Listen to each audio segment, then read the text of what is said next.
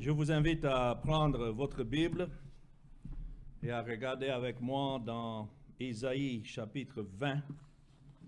C'est un chapitre court mais puissant. Et j'ai intitulé ce message « Une prédication dramatique et distinctive ». Vous verrez pourquoi ce titre dans un moment. Mais lisons le chapitre, Ésaïe chapitre 20. C'est un message adressé à Israël concernant les Égyptiens et aussi les Éthiopiens des pays africains qui étaient à l'époque des pays qui dominaient dans le monde. Et le message ici, à travers Ésaïe, c'était concernant les tribus de Juda, de ne pas penser qu'ils pouvaient trouver du repos en cherchant des alliances avec ces pays d'Égypte et des Éthiopiens face aux menaces du roi de la Syrie, que l'Éternel seul devait être leur refuge. Et je dois dire que c'est le même message que nous avons annoncé aujourd'hui. Nous ne devons pas chercher autre refuge, quelles que soient les perturbations de la vie ou bien du monde. Seulement, c'est Christ qui est notre refuge.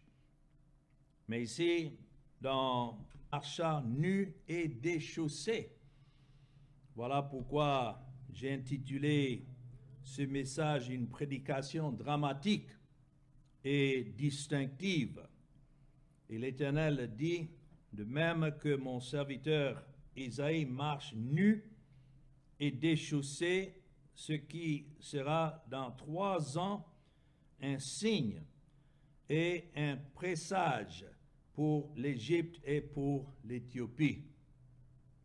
De même, le roi d'Assyrie emmènera de l'Égypte et de l'Éthiopie captifs et exilés les jeunes hommes et les vieillards nus et déchaussés.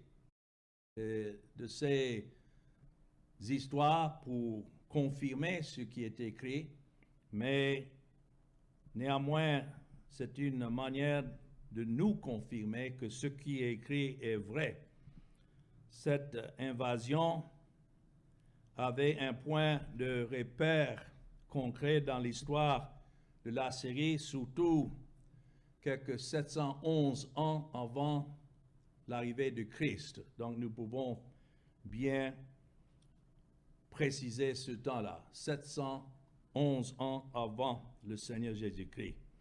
Mais ici, nous avons en effet donc une prophétie contre l'Égypte et l'Éthiopie.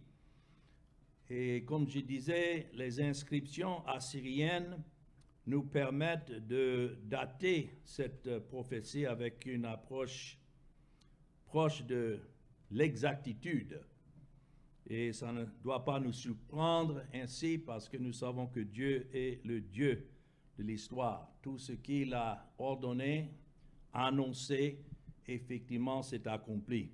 C'est pourquoi nous avons confiance à la parole de Dieu, que ce qui est écrit ici est vrai.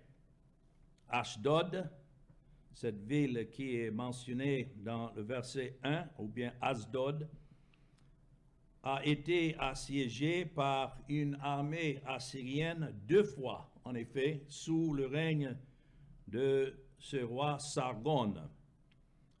La première fois, c'était dans sa 9e année de son règne, à peu près 730 ans avant Jésus-Christ. Et puis, dans sa 11e année, ce qui est décrit ici, 711 ans avant Jésus-Christ. Dans la première occasion, il est probable que les armées de ce général appelé ici Tartan, T-H-A-R-T-H-A-N, et ce nom, en effet, c'est un titre et non pas un nom. quand c'est écrit l'année où Tartan, cela veut dire celui qui était le commandant en chef, envoyé par Sargon, roi d'Assyrie, vint assiéger Asdod et s'en empara. Tout cela, c'est le contexte que nous voyons ici, que lorsque cela est arrivé, le Seigneur a suscité Ésaïe maintenant d'aller prophétiser. Donc la mission d'Ésaïe à cette occasion était en effet de décourager la Judée.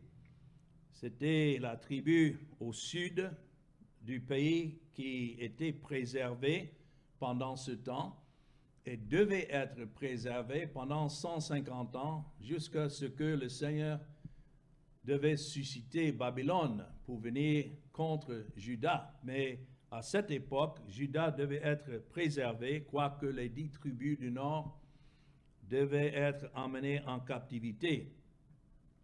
Mais le message ici, comme je disais, c'est le message qui est annoncé à tous ceux qui sont ordonnés au salut par Dieu lui-même, de ne pas se joindre aux hommes pour leur refuge ou bien leur sécurité.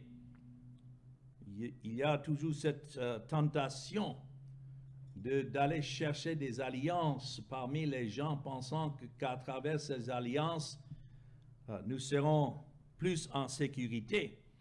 Mais rien n'est plus loin de la vérité que cela. Notre sécurité est dans l'Éternel, quel que soit ce qui se passe autour de nous, parce que nous savons que tout ce qui se passe, c'est Dieu lui-même qui ordonne chaque détail. Donc, pour cela, nous ne devons pas nous courir, nous ne devons pas courir de droite à gauche pour chercher notre sécurité.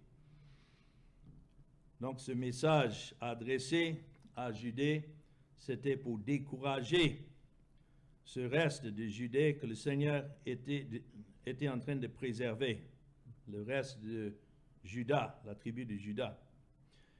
Alors, c'est ainsi qu'il a été chargé de prophétiser qu'en effet, la Syrie devait infliger sous peu de temps une sévère défaite aux 2 puissances africaines et devait emporter en captivité un grand nombre des 2 nations, et ses sandales et ses pieds. Avant cela, Isaïe portait un vêtement extérieur du toile de sac, et c'était en effet des vêtements de deuil. Et effectivement, le message qu'il avait annoncé n'était pas un message qui devait faire réjouir nécessairement les gens. C'est comme quand nous prêchons, nous aimerions peut-être simplement prêcher un message de salut, et effectivement, nous avons à prêcher un message de salut pour ceux que Dieu a ordonnés au salut. Mais il faut savoir aussi que le message de l'Évangile est un message comme une épée à double tranchant. Il y a toujours un message de condamnation aussi pour ceux qui cherchent leur refuge ailleurs qu'en Jésus-Christ seul. Alors c'est un message qui pèse au cœur, et c'est ainsi qu'Ésaïe, il n'était pas habillé comme nous avons des prédicateurs aujourd'hui qui aiment s'habiller dans des habits qui sont vraiment de luxe et donner l'impression d'être bénis de Dieu parce qu'ils sont serviteurs de Dieu, et donc alors c'est à travers les matériaux qu'ils aiment impressionner les gens. Non. Isaïe était un simple serviteur et son habillement était simple. Et donc, quand il se promenait parmi le peuple, à ce moment-là, il portait des vêtements qui ressemblaient à quelqu'un en deuil, parce qu'il avait un message lourd à annoncer. Mais même si cela n'était pas assez humiliant pour lui, le Seigneur lui a dit de déshabiller davantage et d'enlever son vêtement extérieur de toile de sac et enlever ses sandales. Et c'est écrit, et qui devait ainsi marcher, c'est écrit dans le verset 2 à la fin, marcher nu et déchaussé.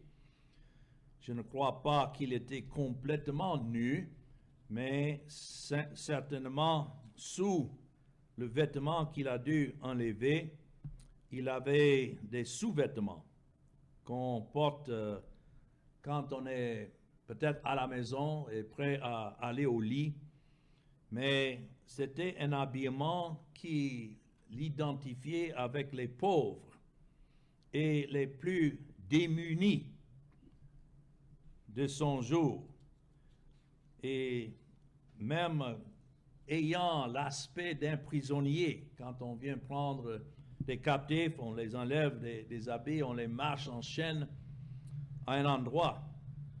Donc son manteau ou son vêtement supérieur a été jeté.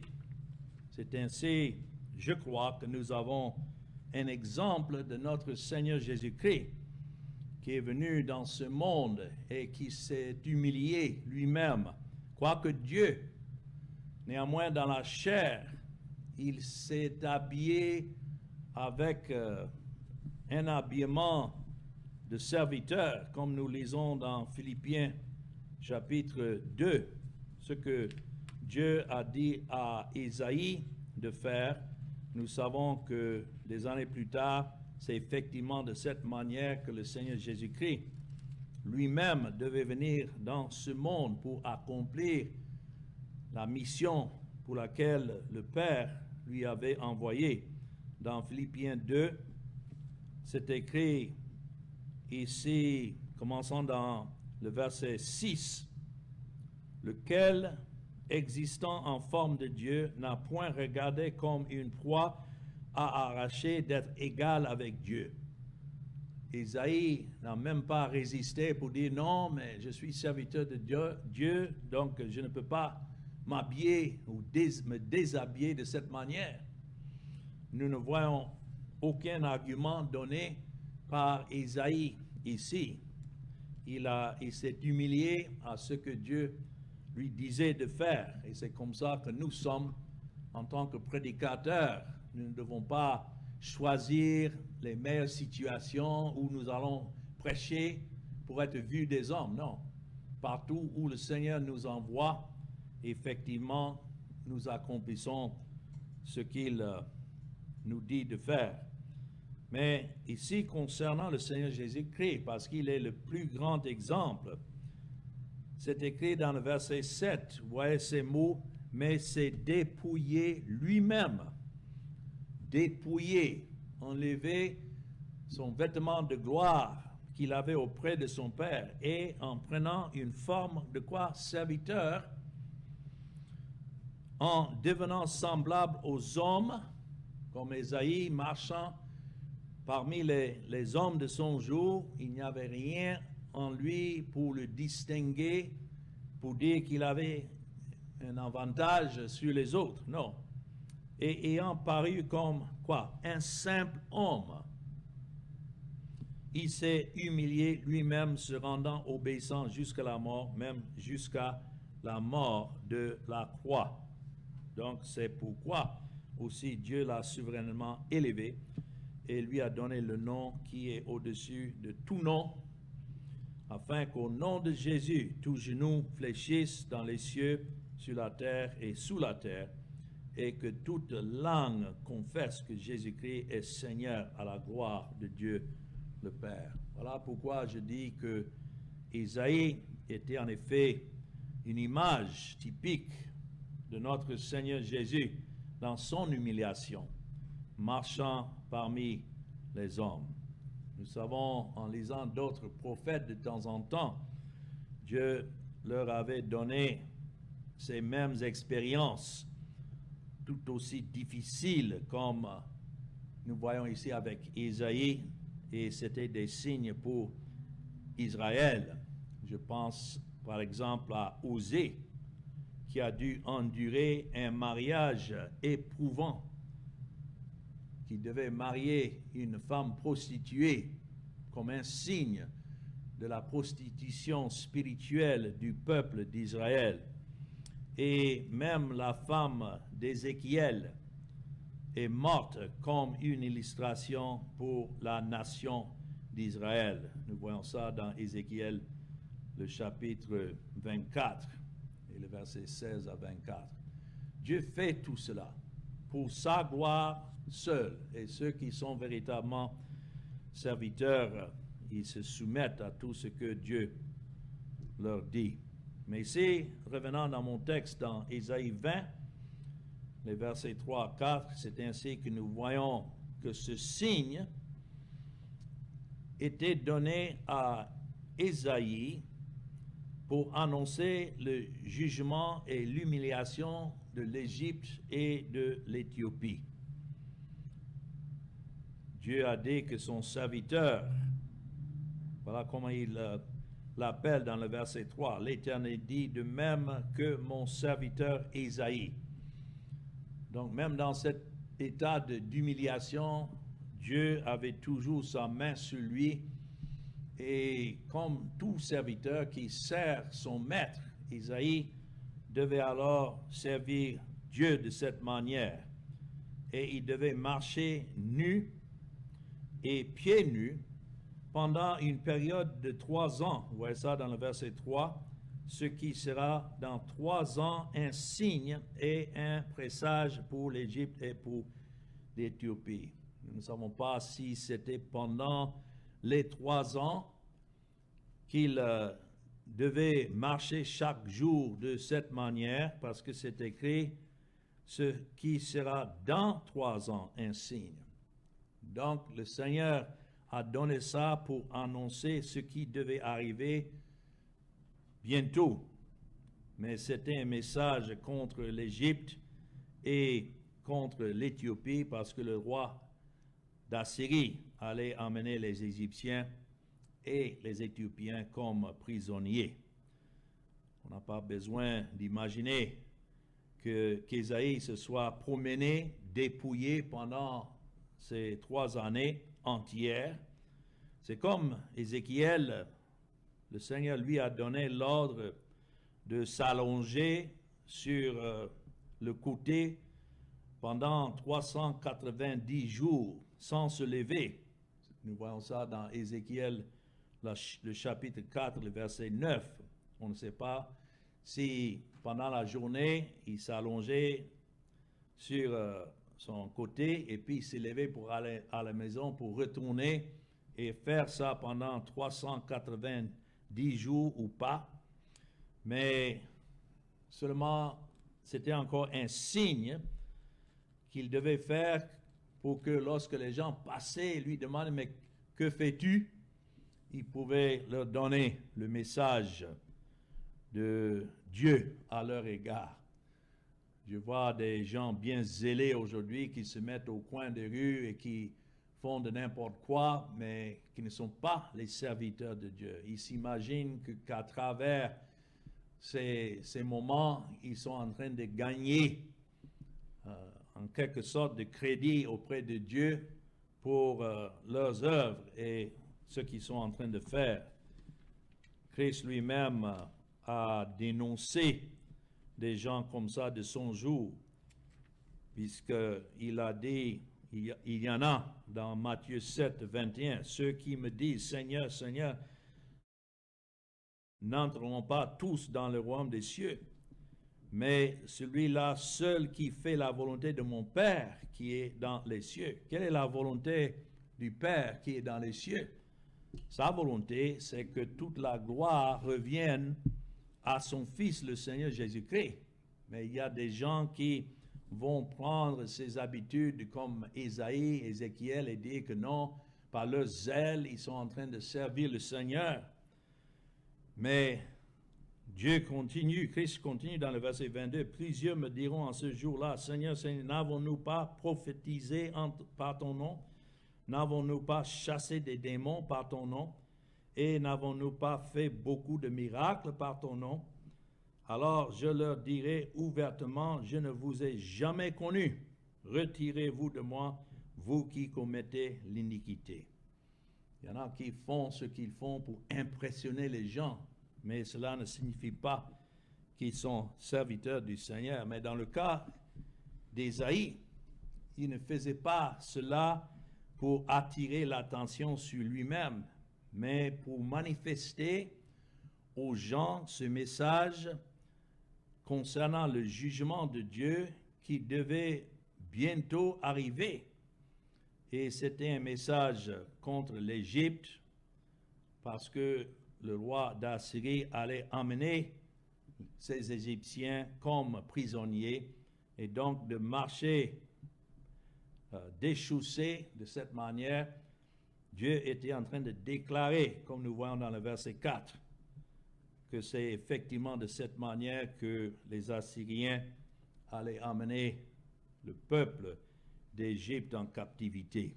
Donc c'était pour représenter la honte de l'Égypte et des Éthiopiens, alors que les Assyriens allaient emmener ceux-là en captivité. C'était une humiliation, le déshabillement, en les emmenant comme prisonniers. Tout cela devait servir à la honte de l'Égypte. Et je dois dire que cela aussi représente le jugement de Dieu, où beaucoup vont essayer de se présenter devant Dieu habillés de leur propre justice, mais ceux-là seront déshabillés par Dieu et son jugement et seront jetés pour l'éternité à l'enfer. Ça, c'est ce qui est représenté ici, parce que les seuls qui peuvent se présenter devant Dieu et être acceptés devant lui sont ceux qui sont habillés dans la justice de Jésus-Christ seul, et aucune propre justice de l'homme ne peut le faire entrer dans la présence de Dieu. Oh, que nous soyons de ce nombre que Dieu a ordonné pour le salut, par sa grâce, pour qui le Seigneur Jésus-Christ s'est dépouillé lui-même, afin que nous soyons habillés de sa justice et avoir notre acceptation devant Dieu, notre satisfaction. C'est Christ à notre place. Donc, si nous revenons ici dans les versets 5 et 6 de mon texte, nous voyons clairement que ce message qu'Isaïe devait annoncer, c'est pourquoi j'ai donné comme titre une prédication dramatique et distinctive. C'était un message qui devait servir aussi du signe à Juda, ce peuple que le Seigneur continuait à préserver, parce que, rappelons-nous, c'est de cette tribu que le Seigneur Jésus-Christ lui-même devait venir, de la postérité de David des années plus tard, pour accomplir le salut de Dieu à l'égard de son peuple, pour qui il est venu dans ce monde. Alors, voyons maintenant dans les versets 5 et 6, nous voyons ici que Juda devait avoir honte de l'Éthiopie et de ne pas aller vers eux pour chercher le refuge, parce que quand Dieu devait juger l'Éthiopie et l'Égypte, c'est évident combien cela devait être alors insensé pour Juda de se tourner vers eux pour se protéger contre la Syrie. Et encore, le message, c'est pour tous ceux qui cherchent leur refuge face au jugement de Dieu. Ils cherchent leur refuge en autre chose, ou bien dans des alliances avec des hommes. Vous savez que dans la religion, ça c'est le cri du jour, qu'on doit chercher à associer avec d'autres pour que nous soyons beaucoup plus puissants pour accomplir notre œuvre pour laquelle nous sommes sur cette terre. mais pour nous qui sommes séparés d'abord par l'élection de la grâce, et c'est pourquoi le peuple de Dieu est séparé, c'est pourquoi Judas était séparé selon l'élection de la grâce de Dieu. Et si nous avons, nous qui sommes séparés par la mort de Christ, Christ n'est pas mort pour tous les êtres du monde, mais il a donné sa vie pour ce peuple que le Père lui a donné. Et donc, c'est pour cela que Christ est mort, et c'est en lui que nous devons alors chercher notre refuge en Christ seul. Il n'y a pas de lieu de sécurité pour le peuple de Dieu autre que celui qui se trouve dans le Seigneur Jésus-Christ. Et toute attente qui n'est pas centrée, qui n'est pas en Christ, est vouée à la déception et à la condamnation. C'est ça le message qui est donné ici dans ces versets. Et Judas devait alors fixer son attente sur Dieu et non pas sur l'Éthiopie, ou bien se tourner vers l'Égypte pour la gloire, parce que cela devait être pour son honte. C'est pourquoi la question est posée ici à la fin du verset 6. Comment échapperons-nous? Et c'est la même question qui est posée par l'écrivain qui a écrit aux Hébreux, dans Hébreux chapitre 4, sachant que il y en a qui ont cherché leur refuge ailleurs. Commençons même un peu plus tôt dans le chapitre 2, verset 1. C'est pourquoi nous devons d'autant plus nous attacher aux choses que nous avons entendues, de peur que nous ne soyons emportés loin d'elles.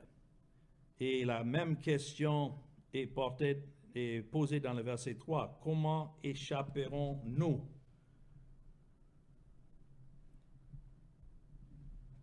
Comment échapperons-nous en négligeant un si grand salut?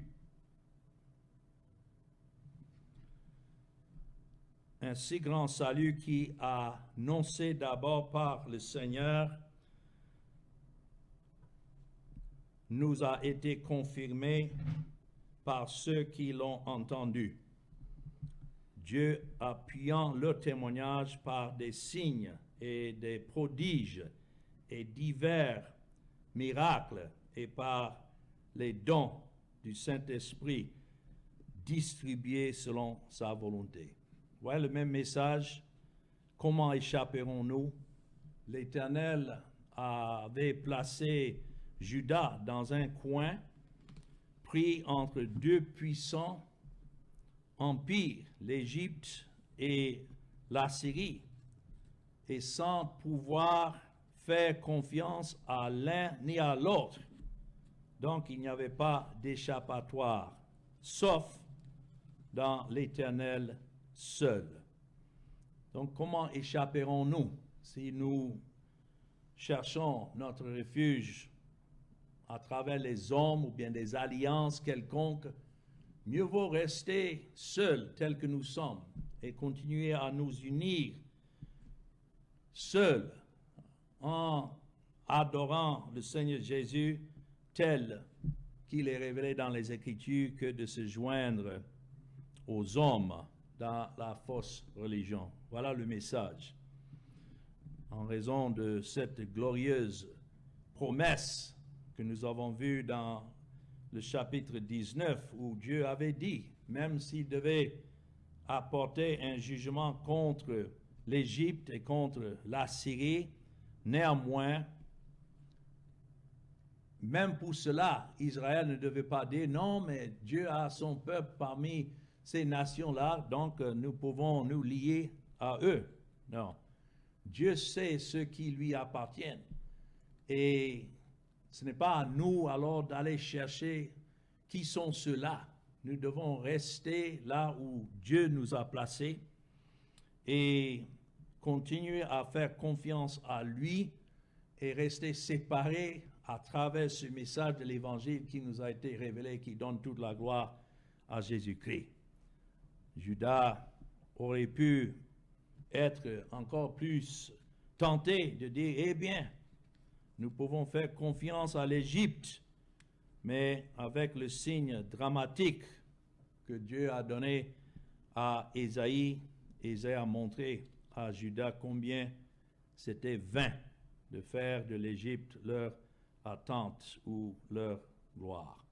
C'est vrai, nous vivons dans le monde, mais nous devons être séparés du monde. Tel est notre cas où Dieu nous a placés ici. Nous ne devons pas nuer de relations avec ceux du monde, et en particulier en matière de fraternité ou dans le culte, pensant que nous sommes plus forts par la grâce de Dieu, que nous pouvons alors nous tenir. Il peut y avoir des pécheurs élus avec qui dans le monde nous formulons ces liens, mais pour nous, l'ordre que nous avons, par exemple, c'est dans 2 Corinthiens chapitre 6, et c'est avec ce verset que je vais terminer, 2 Corinthiens chapitre 6. C'est ainsi que nous lisons à partir du verset 14. Ne vous mettez pas avec les infidèles sous un joug étranger, car quel rapport y a-t-il entre la justice et l'iniquité? Ou qu'y a-t-il de commun entre la lumière et les ténèbres? Quel accord y a-t-il entre Christ et Bélial? Ou quelle part a le fidèle avec l'infidèle? Voilà pourquoi, même ici, Dieu est en train d'avertir le peuple de Juda de ne pas aller se lier à ces deux nations. Bien vrai, ces deux nations, au moment où Ésaïe a annoncé ce message, étaient des nations africaines puissantes, mais en peu de temps, Dieu allait complètement les dévaster. Alors, quel serait le cas de ceux qui allaient chercher le refuge dans ces pays-là face aux menaces du roi d'Assyrie?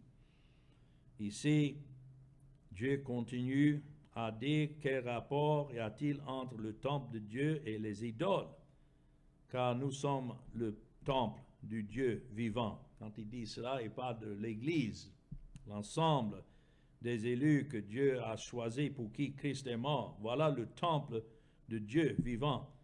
Comme Dieu l'a dit, j'habiterai et je marcherai au milieu d'eux.